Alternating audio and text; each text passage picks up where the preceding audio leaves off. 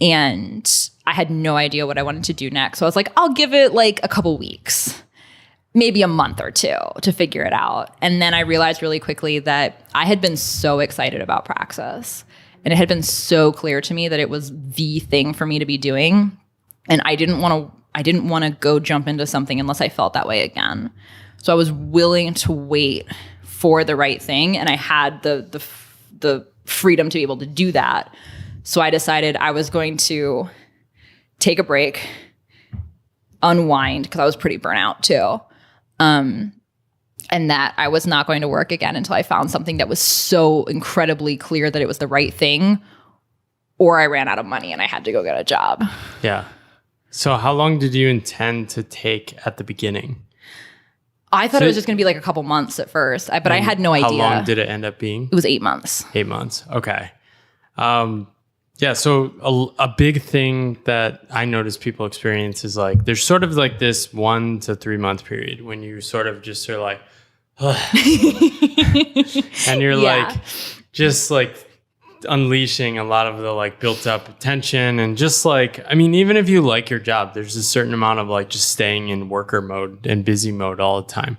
And then like people sort of like soften into like their sabbaticals. And like, this is when people's like everything just starts like exploding. Like it's like these possibilities start seeping in. It's like, oh my gosh, I used to like this when I was growing up. Like, did you experience this?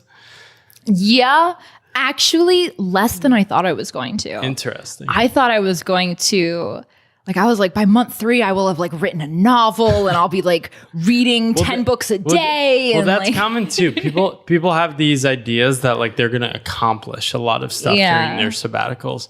And from what I've seen, they actually end up accomplishing way less than they expect. Which is important. Yeah. Why do you think that's important?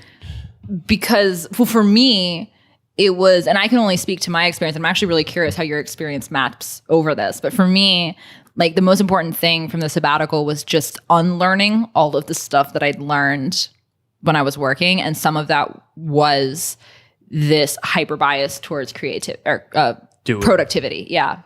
So for me, like that's part of why I didn't set a time limit on my sabbatical, was because I didn't want any constraints. I didn't want a goal. I didn't want to be constantly like watching the clock and checking how my progress was mapping over what I thought I was supposed to be doing, because I'd spent years doing that and I didn't think it was actually healthy for me. Like I wasn't happy when I was doing that.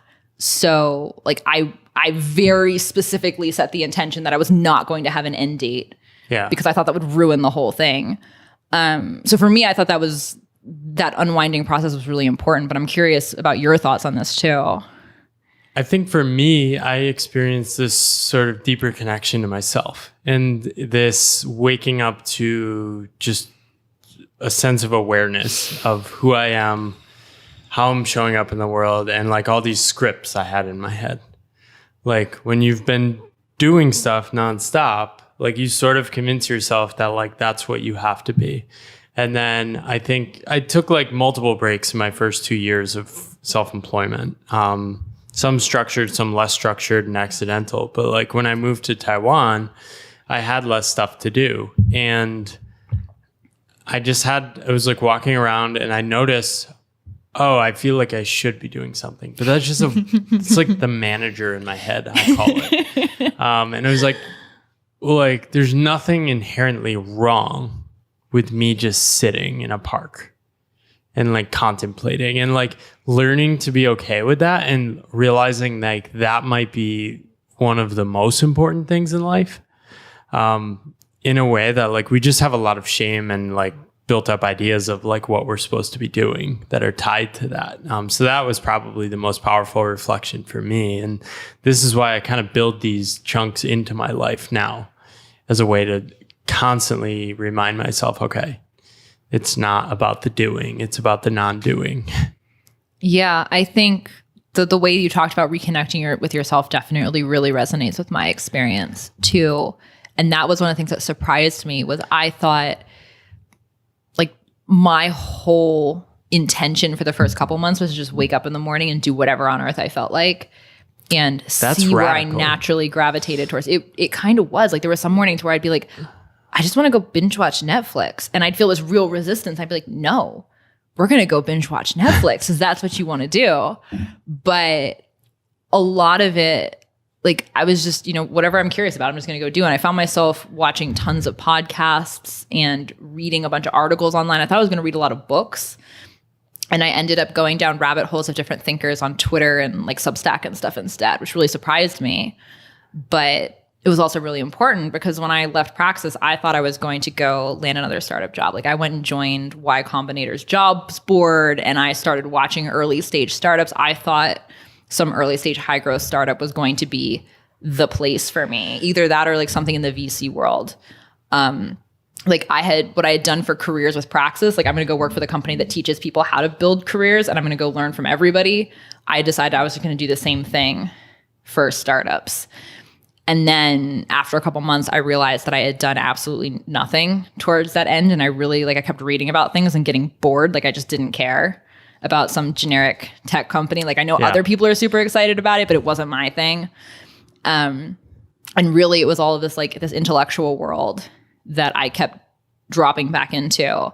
And it makes so much sense now, a year later, where like that's what I'm doing for work. And that's what I want to be. And I just had to give myself the space to let that part of me naturally bloom, to realize that that was like my compass was pointing in that direction so intensely. It was like almost painful. It was like, we have to go do that. We have to go chase this. So it took me the full 8 months to become aware of that and to like really feel into the nuance of like which pieces of that felt right and which pieces of it didn't, and then to admit to myself that that's what I wanted, and then just like have enough of the pieces fall into place where when things started to cross my radar, like work started to cross my radar, projects and stuff, it was really clear to me what was a yes. Like I needed all that space to do that. Yeah, and I think this is one of the most powerful things of like taking time away from work, like that ability to pay attention. When you start to shift back into this more ambitious mode, you're able to like clearly see opportunities or like the people you're supposed to meet or the ideas you're being pulled towards so much more clearly and powerfully. So like it just like it saves you so much time because like when you see something, you're like, oh yeah, I'm gonna like go all in, and like you were in messaging the Praxis guy to be his intern. It's like, oh, I know exactly what, and you can go all in on stuff. So how have you been thinking about that in the last year, and like how have you started to activate some of this next step in the journey? Yeah, that's such a great question. I haven't talked about this a lot online yet, so I actually don't know how this is going to land. I don't know if this is going to sound super weird or if this is going to be like, yeah, okay, that makes sense to people. This is the Pathless Path podcast. It's very like that's true, poetic, and we like weird. That's true. If people didn't come here expecting this, and that's their own problem. So one of the things that I really noticed in my last couple years at Praxis was that I had become really dissociated from my intuition. Like I'd been really in tune with it when I started at Praxis. Like I just like the level of intensity and certainty with which I knew this is the thing. It's like when people tell you they meet their significant other and they're just like, this is the one. Like the conviction that they say that, I had that same amount of conviction about Praxis. I just knew for sure that this was it. And I'd really let my intuition drive me for a lot of that process. And then I'd slowly detach myself from it, where I was just so in my head focused on the next step that like gut feeling that I'd been really in tune with for a long time just sort of started to dull out. Yeah. And there's a script, right? It's like, go work at a growth stage startup. Like that is a path that can easily be implanted in your mind, is like, I should do that. Exactly. But it was all shoulds. Like there are things about early stage startups that are innately interesting to me. Like I want to be friends with people who work at them and hear all about it at dinner, but I don't want to wake up in the morning and go do that for 10 hours. So the intuition started to like really come back the last few months before I left Praxis. And it was really strong. It felt like somebody was like knocking on the door that I'd shut, being like, hello, I'm going to make you listen to me. It was like eerie, the level to which I could kind of feel all of the things falling into place that led up to it being clear that like, okay, this is time for me to leave. Like I just knew with such certainty. So I really tried to tap back into that when I started working again.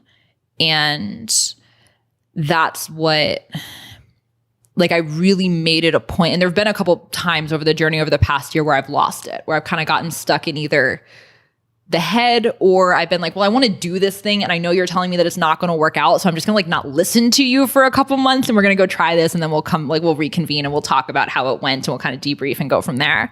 But like that's made such a difference for me this past year. Is like it really truly is a gut feeling. Like when I really drop in, it's like I feel the yes and I feel the no.